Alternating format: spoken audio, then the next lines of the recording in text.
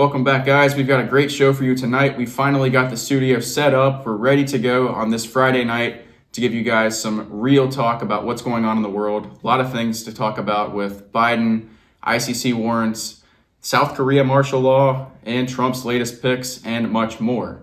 Like I said, we're changing our time from 1 p.m. Eastern to now weekdays at 9 p.m. Eastern. So with this new studio, we're able to cover a lot more topics, a lot more time, and we're going to have consistent episodes every day at 9 p.m., live streaming on Rumble, YouTube, X, Twitch, pretty much as many platforms as we have. We'll be live streaming, so make sure to tune in every day at 9 p.m. Eastern. This will be the regular time we're streaming. So like I said, we've got a lot to talk about. Thanks for tuning in. I hope everyone's going to have a great holiday, but where to start? I mean, thankfully, Trump won this election. I think a lot of us felt a lot of weight lifted off of us after the win. I mean, I know I have. Just after hearing that, after that night in November, I mean, everything feels a lot more peaceful now, a lot more hopeful. But with that being said, we have not reached January 20th, in which will actually be the transition of power. Until then, we have President Joe Biden, who now decided it was in his best interest, and supposedly the country's best interest, to pardon his son Hunter, when he clearly said he wouldn't do it, and even made a public post on X saying that no one is above the law, just back in May. This is crazy because not only is Hunter Biden an international criminal who was on the board of Ukrainian companies, he's a drug-addicted lunatic who was charged with possession of handgun with narcotics and not even paying his taxes. I mean, how can you be the son of the president and you don't even pay your own taxes? I think that speaks volume to the entire country. If you're President Joe Biden, you can't get your son to pay taxes. How can you expect anybody else to? So these pardons cover anything Hunter Biden's done from 2014 to 2024. That includes Joe Biden's term as president and his vice presidency. So really just completely covers anything this guy's done. And we know what he's done. We know about the laptop. We know with his Ukraine corruption. We know about the drug addiction. We know about the legal battles he's ongoing that are basically going to be eviscerated now. The real question is, what did Hunter Biden do that we didn't know about? Because he was very sloppy with everything else. But you think about the 10-year time frame, what happened in that window that the public doesn't know? You have to think and speculate that a lot could have happened. I mean, considering what this guy has done and the amount of power that he was behind and obtained. Hunter Biden was a very powerful figure during these past 10 years, and especially the past 4. Making millions of dollars in international money laundering schemes. What about the peaceful January 6th protesters? Do they get any special pardons? No. Hunter Biden, he committed a lot more crimes than they did, and he gets off scot-free, but those guys to this day are just rotting away. Real patriots rotting away, and Joe Biden just gonna say, oh, well, I'm above the law, I'm above everything, and my family comes first. And look, you can see it from the side that most parents probably would pardon their son in his position. But Hunter Biden is a known criminal. This guy, yes, he was dragged through the sand. They probably put him up to this. And it gets even worse. Now Joe Biden's claiming he's going to issue preemptive pardons to Liz Cheney, Anthony Fauci, and Adam Schiff, and potentially more figures that are deemed as Trump's enemies. They now want to give all these people special protection who they know have committed crimes, which that's the thing. They're almost outing them by saying, we're going to give you these preemptive pardons because we think that the Trump administration is going to come after you because they unlawfully came after him. And that's just the reality. I mean, people like Jack Smith, they're going to want to give those guys pardons. They're dead to rights. They try to frame the former and current president-elect for treason against the United States, and they failed. The American people have had enough. They're not falling for the mainstream media's lies against President Trump, and this election proved so. It was a landslide, and every single county flipped because the Democrats pursuing their opposition with political lawfare is not how America works. And the average person, whether they're Republican or Democrat or even independent, they realize that, and it spoke volumes. These preemptive pardons are also dangerous because this allows you to go into politics, literally incentivizes you to go into politics, do corrupt work for money, and then get out scot-free. That's what they're trying to say. That's not how this country works. This is a constitutional republic, and we, the people, elect representatives to carry out our bidding and to do what's in our best interest. But clearly that's not the case, and clearly it's further incentivized to not do that. Even a poll from mainstream media today said Joe Biden is the worst president in history, and it wasn't even close. I mean, he's not cognitive, he's not there. Anybody else in his position in American history would have literally stepped down, or he would have been impeached. We literally have never had a demented president serve as long as Joe Biden. Like, the fact that he is actually still serving as our commander-in-chief is a disgrace to our country. I don't believe that Joe Biden is actually having serious negotiations with foreign leaders. I don't even think that the whole ceasefire deal that he wrapped up with Benjamin Netanyahu, I don't think that was even him that negotiated that. I don't believe that at all. There's no way that he's capable of having a conversation to do that. It was definitely someone on his team. And that's the next story we're going to get into. The ICC arrest warrant for Benjamin Netanyahu, the Prime Minister of Israel. He's charged with war crime, methods of warfare, murder, and a lot of very dark crimes.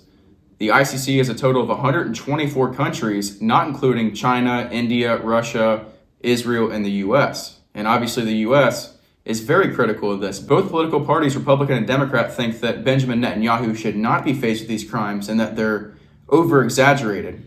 If you look what's actually happening in Gaza, this is a humanitarian crisis.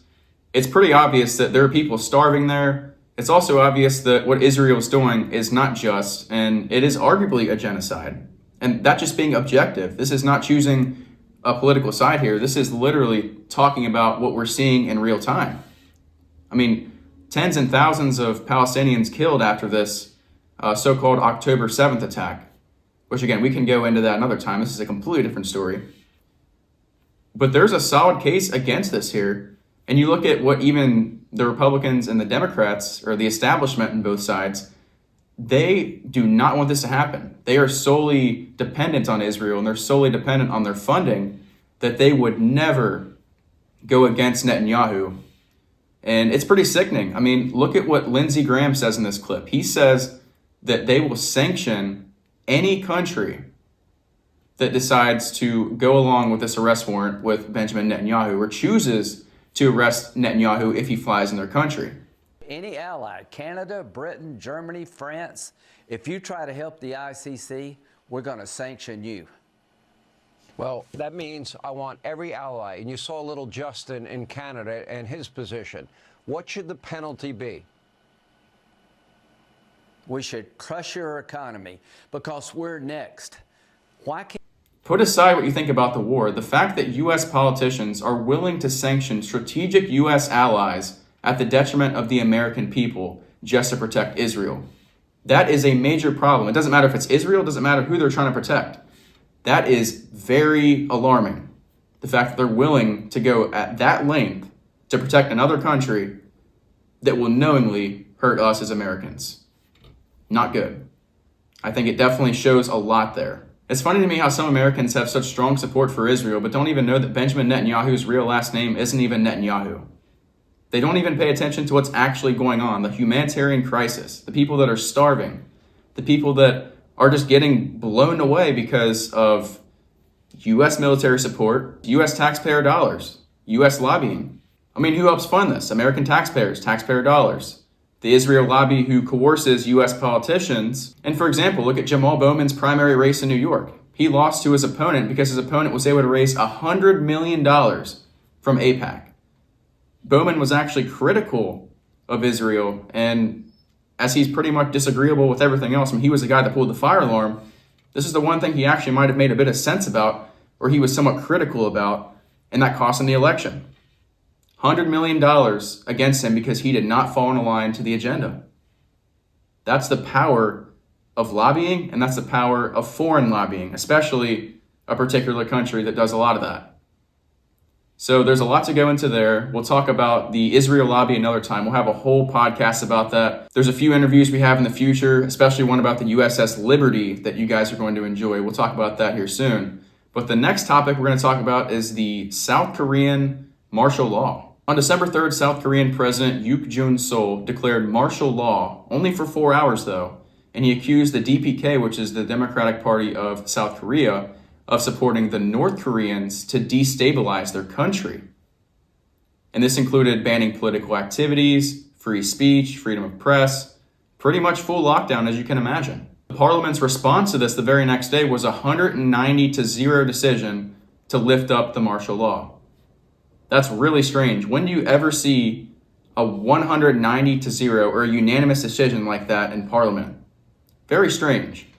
but also a 4-hour martial law is also strange. So we're going to talk about more of this in the future. We'll be posting updates on this one. This is a very strange story, and I don't know where this is going to go from here with South Korea and whether North Korea actually gets involved.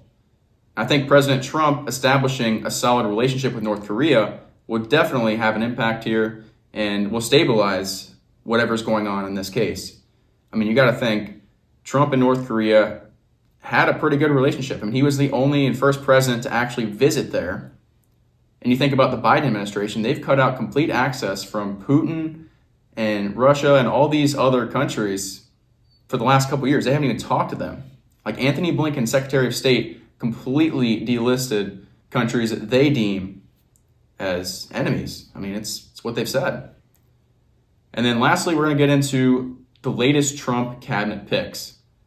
We've had a lot of strange things happen. Matt Gaetz was withdrawn as Attorney General. Pete Hegseth, it's not looking good for him. He's faced a lot of criticism from the mainstream media, which to me is ridiculous. I mean, the fact that Pete Hegseth, obviously he's a Fox News host, former Navy veteran, pretty honorable guy. I have my own criticism of him. But in general, the fact that the mainstream media, the leftist media, is targeting him for rape allegations and all these ridiculous sexual assault allegations, and Republican senators are actually buying it. They're actually giving in to the leftist propaganda. The same leftist media that was wrong about the election, the same leftist media that all of us Americans were not duped to fall into this time.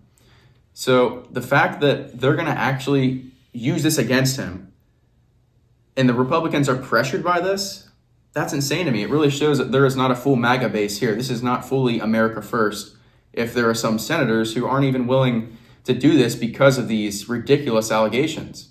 Again, Pete Hegseth, he's basically another Israeli appointment. When Miriam Adelson gave Trump $100 million, I believe Pete Hegseth was mentioned to be in the cabinet along with Mike Huckabee, Pam Bondi, a lot of other people that have filled in the roles. But in general, the fact that they're trying to use these mainstream media allegations against him, that's the strongest case they have, that's ridiculous. And the fact that people are falling for it is even worse. Then we have another Trump cabinet pick fallout. Recently, Chad Chronister, who was a Florida deputy, was named as the head of the DEA. He actually withdrew the nomination within like 2 days because people were exposing him for literally telling people to stay inside and was pushing for COVID lockdowns. So that ruined his chances there, and he knew it, so he just withdrew. And they're going to find somebody else, I guess.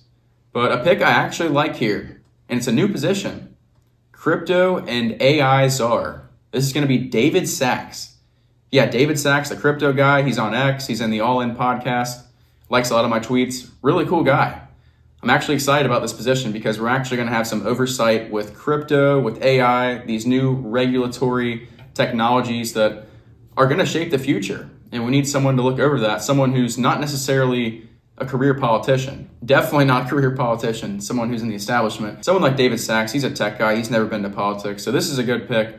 We'll have some new and fresh ideas here. And I'm excited about crypto and AI. I mean, you guys see Bitcoin over 100K, so shout out there. Not to pat myself on the back too hard, but when everyone else was sitting here selling people to buy it at $100,000 and 90, I was sitting here at 16K 3 winters ago with a tinfoil hat on. I say vindicated. But yeah, I'm excited about Bitcoin, excited about crypto. I mean, a lot of good things are happening, and we're going to use these technologies to, I believe, shape the financial future of America. We're actually going to bring back manufacturing. We're going to bring back innovation and energy, and we're actually going to give back to the working man. We're going to give back to the people because we're going to have these technologies utilized for our very advantage. And I think this is going to go a long way for business owners, content creators, AI and crypto. These are really anti-establishment type of technologies that you can use to be really independent and self-sufficient. I mean, Bitcoin, your own bank. AI, you're able to use technologies that movie companies paid millions and billions of dollars on just 10 short years ago. Us very people now can produce movies. We can make documentaries. We can literally do anything we want that the big corporate powers have always had the power to do. I think that's empowerment. I think that is the American dream, and many people haven't realized this yet, but like I said, this new crypto and AI czar, I think, will wake a lot of people up, and it's further proof that we're on the right track when it comes to this. And the last pick we're going to talk about, it was a couple days ago, I posted on X, Jared Isaacman, pretty interesting pick. He's an astronaut, and he's going to be head of NASA. He's a 41-year-old billionaire, so he's kind of like J.D. Vance and Vivek Ramaswamy. Lived the American dream young, did a lot of things, made a lot of money, had a lot of businesses, and yeah, he went to space. So this will be pretty cool, having Jared Isaacman, another younger guy. He's only 41 years old, so I guess Vivek being in Doge, it's not technically a government department. He's the millennial, and I believe he'll be the second youngest in Trump's cabinet so far, next to J.D. Vance. So I've been somewhat critical about a lot of Trump's picks. I mean, I think that many of them aren't aligned with what us populist, conservative, America First Republicans are really looking for. I mean, you look, a lot of the picks are, Scott Bessent was a former Soros executive, literally was in business with George Soros for 10 years. A lot of neocons and a lot of Israel firsters. That's not what we voted for as America First. We voted for populism. We voted for people that are going to put the people's interest before big corporate and big tech and the big regime and other foreign countries. And that's not looking like what we have. And like I said, I hope I'm wrong. Trump can easily make new selections. It's not going to look good. And keep in mind, we do have Tulsi Gabbard. We have Kash Patel, who is an excellent pick. Head of the FBI, he said he's going to expose the Epstein list, the Diddy files, all that stuff, JFK. Best pick so far, Kash Patel. And then Tulsi Gabbard being also anti-war, I think that's going to be a big pick, and it's going to do a lot, especially with conflicts with Israel and even with Russia. I mean, it's funny. I like how the mainstream media criticizes her for having Russia connections or being pro-Putin. It's like, you're almost telling me that that is a person who I want in the cabinet. I mean, you're almost affirming that that's a populist pick, because we all know mainstream media and legacy media and the establishment is all about the exact opposite of that. So we need to get this house in order. We need to make sure that we have a populist movement in all sectors of this administration. And if we don't see that, we don't need to be afraid to call it out. We need to actually be vocal about this. It doesn't matter. This is all about journalism. This is about truth, and this is about America. If we actually stay true to what we see, no matter what happens, we'll be fine. And again, I'm calling all other Republicans and America Firsters, keep your eyes open. Call out the fakes, call out the neocons. There's a lot of fake Republicans. I've even seen it in local primary races that I was involved in. I mean, there's a lot of people out there because they know that they're not going to win running as a Democrat. They have a lot higher chances running as a Republican. So they wear, the fake mask in disguise. It's like a skin suit, basically. And you see a lot of that in politics. You see it in national, global, local. It's everywhere. So keep your eyes open. Don't be fooled. Don't be duped. Like I said, I have high hopes for this Trump administration. The fact that we won, I still can't even believe it. I mean, there's a lot of things I think we have to work on. There's a lot of things to accomplish. I do think the Department of Government Efficiency, we'll see how effective that actually is. But cutting government and holding them accountable by default has already, I think, made an impact. Because how the government likes to audit us and control us and hold us accountable, well, guess what? For the first time, we can hold them accountable, and their job is under a microscope, viewed by the American people. Thanks for tuning in, guys. We'll be live again tomorrow at 9 p.m. Eastern every weekday. Follow us on X, YouTube, Rumble, Instagram, at Kacee Allen Show. We're all over the place. Check us out. We'll see you next time.